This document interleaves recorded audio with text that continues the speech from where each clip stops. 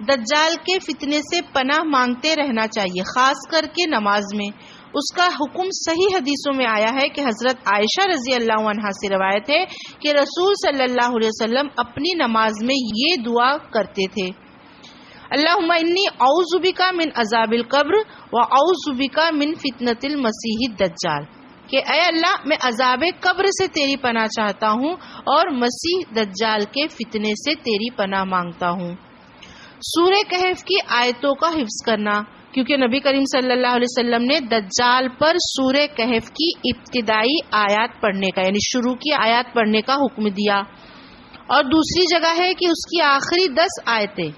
یعنی شروع کی آیتوں کو بھی پڑھنے کے لیے کہا اور آخری کی 10 آیتیں بھی پڑھنے کے لیے کہا۔ تو ہم اس کو اس طریقے سے پورا کر سکتے ہیں کہ شروع یا آخر کی 10 آیتیں یاد کر لی جائیں۔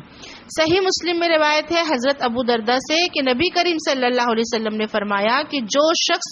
سورہ کہف کی ابتدا سے 10 آیت یاد کر لے گا وہ دجال کے فتنے سے محفوظ رہے گا، یعنی اس کے فتنے سے بچا رہے گا۔ اور خاص کر کے جمعہ کے دن سورہ کہف پڑھنا چاہیے، کیونکہ ایک جمعہ سے دوسرے جمعہ تک اس کے لیے نور ہوتا ہے۔ نور اسی طریقے سے ہوگا کہ جو بھی یہ فتنے ہیں اس سے ہم محفوظ رہیں گے انشاءاللہ۔